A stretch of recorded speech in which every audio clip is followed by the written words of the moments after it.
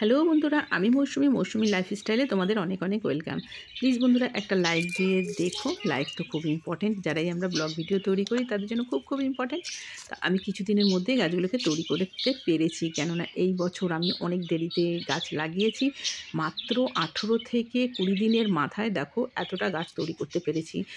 মাটিটা যেহেতু খুব সুন্দরভাবে তৈরি করেছিলাম বলে গাছটা খুব দ্রুত গতিতে বেড়েছে।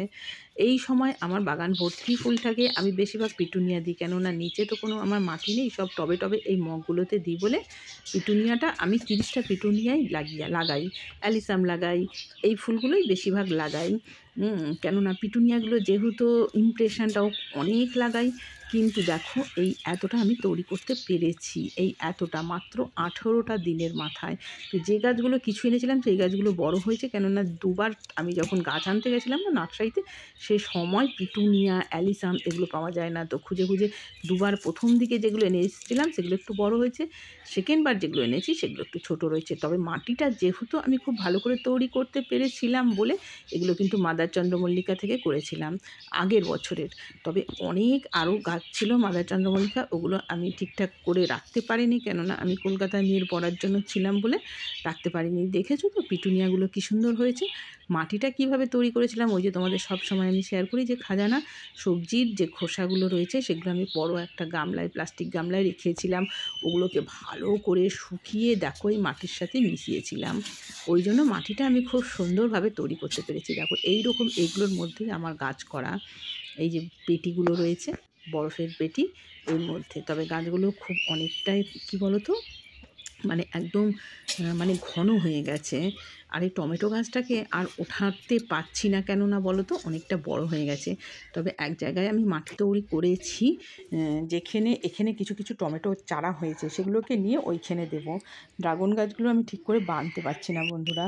তো খুব তাড়াতাড়ি দ্রুতগতিতে ড্রাগন গাছগুলো বড় হচ্ছে, কিন্তু যেহেতু ওই খাজানাটা দেওয়া হয়েছে বলে মাটিটা খুব সুন্দরভাবে তৈরি করতে পারলে গাছ কিন্তু খুব সুন্দর দ্রুতগতিতে বাড়ে।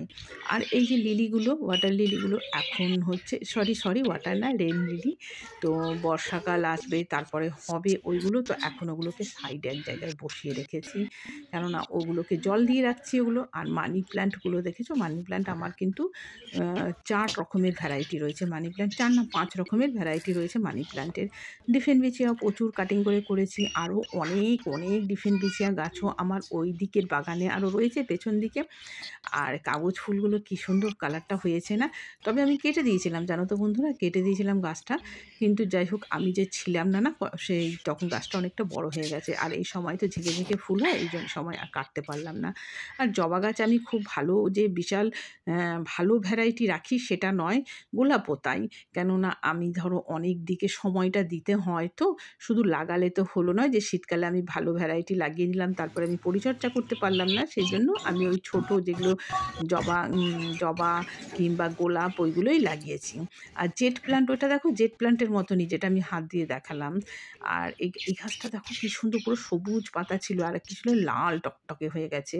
তবে যা হয়, গাছ কিন্তু বাচ্চাদের মতনই পরিচর্যা করে ওদের বড় করে তুলতে হয়।